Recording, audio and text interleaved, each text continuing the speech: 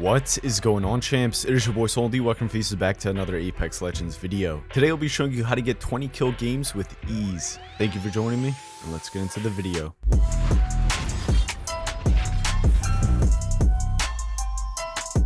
Coming from an Xbox main, I ended up getting another 20 kill game, but this time with Pathfinder and on PS4. With this video being so highly requested, I wanted to do an updated video on unlocking the 20 kill badge. So today I'll be showing you 5 tips on how to get high kill games, and I'll also have a bonus tip at the end of the video, so be sure to stick around. As per usual, if you're new to the channel, here you'll find some of the best tips and tricks to make you an even better player. So consider subscribing. Now let's get into some valid tips to help unlock your 20 kill badge.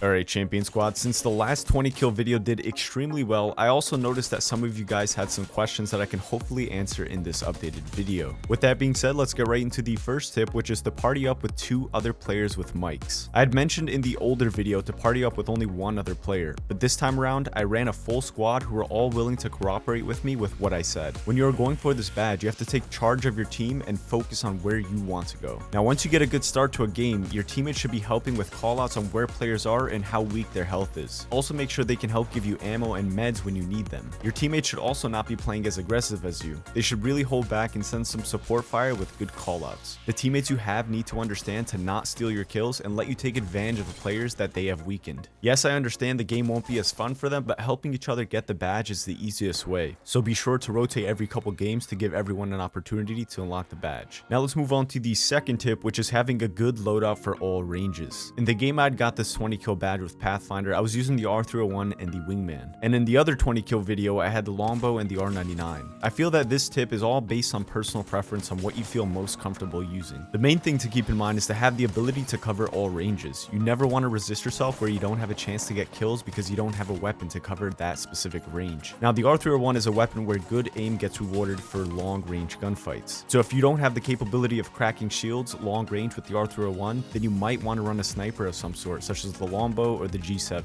Now, as far as your secondary weapons goes for close range battles, I had the Wingman, and only because my shot was warmed up and I felt very snappy and I was only missing a few shots. If the Wingman is not your style, you can always run a solid SMG like the R99 or Alternator with disruptors. So find an up close and a range weapon that you feel most dominant with. With that being said, let's get right into the third tip, which is updated hot drop zones. With Apex Legends constantly changing the map layout, points of interest are always changing. Getting the 20 kill badge is heavily based on where your landing choice is and the ability for easy rotations. So when I'd got this 20 kill game, I took my chances at the new Wraith area. Finding the best spot to land depends on many things, but the main idea you want to look out for is dropping somewhere close to where the ship goes over. Majority of players don't feel like gliding somewhere far away, so in order to find many players, position your drop location somewhere close where it doesn't take much time to land there. Some main high action areas to choose from are Skulltown, Market, Gauntlet, Sing Labs. Now these places not only tend to be highly populated, it's also an easy transition to finding the next squad. The hardest thing about the 20 kill badge is surviving the first drop. When you land at these high action areas, the first thing to keep in mind is where the loot spawns. Finding a specific spot to land at a hot zone is key to surviving. This can easily be improved through repetition, so the more times you attempt at dropping at a specific hot zone location, the more familiar you are with how to approach the gunfights in that area. Okay, Legends, now let's get into the fourth tip, which is to be on top of rotations. In the older video, I didn't go too in depth in terms of how to rotate for the next gunfight, so I wanted to delve into that a little bit more. So the first thing to understand about finding as many players as possible is to be aware of local gunfire. Always make sure you're on top of listening to where more players are fighting. Having a good headset definitely helps, but I don't think it's absolutely necessary to need one for a 20 kill game. Now the second thing to understand about rotations is keeping track of where the zone is closing in. Instead of rotating to a place that's far from the safe zone, try moving into an area that's in the safe zone but is also a high traffic area. Some good rotation examples are dropping at Skulltown and rotating to Market, another is dropping at Gauntlet and rotating to Skulltown, and the last one for you guys is dropping at Sing Labs, which is the new Wraith area, and then rotating to Hydro Dam. Now you guys will for sure find some other successful rotation spots on top of what I mentioned, so you don't have to choose exactly what I say. And the last thing about rotations is being quick and wasting as little time as possible. Take advantage of all local balloons and also take advantage of teams' abilities such as zip lines, jump pads, and portals. This will maximize your team's movement speed to help come across more enemies. With that said, let's move on to the fifth tip, which is finding your balance of aggressiveness. I had gotten a comment on a video where someone had asked me how to play more aggressive. That's all about confidence. First of all, remember that you can always start a fresh game if RNG doesn't go your way. Never be afraid to have a battle with anyone. Thinking about losing a gunfight will actually increase your chances of losing one. I always feel that games have a mental aspect to them which plays a big part. Stay confident in every situation you're placed in and don't be scared to lose a gunfight. When you can accomplish that, you become a more dominant and aggressive player. Then it's all about finding a good pace to the game. You don't want to spend too much time fighting someone. The quicker you can squad wipe, the faster you'll be ready to take on the next gunfight. There is always risk when going for the 20 kill badge, especially early game, but constant repetition of going for it will increase your chances and gives you an idea of how quick of a pace you should have. And finally, for all the champions watched till this point of the video, I have a bonus tip for the true supporters, which is letting a team respawn its players. Many people had mentioned this in the comments of the old video. This trick is all about letting one person on an enemy team survive and completely finish off two of the other teammates. After finishing two players, have you and your team escape the area immediately. Most of the time, the last straggler on the team will go back for his teammates' banners and end up respawning them. If this is successfully done, you can end up getting a total of 5 kills from one team. So once leaving the area, stay somewhat near the closest respawn beacon so that way you can hear for a res. When the respawn ship comes flying in, try to locate the player that has all the loot and eliminate him first since he will be the biggest threat. Now make sure at least one person from the respawn ship has touched the ground before knocking the player that has the loot. After that, chase and take down the other two teammates that don't have much loot to work with. This is an easy way to get some quick bonus kills. But anyways, that is going to wrap up today's video. If you watched till this point of the video, thank you for spending a couple minutes every day with me. If you enjoyed today's video, don't forget to leave a like rating. It is always appreciated. I hope you guys have a fantastic rest of your day. And as always,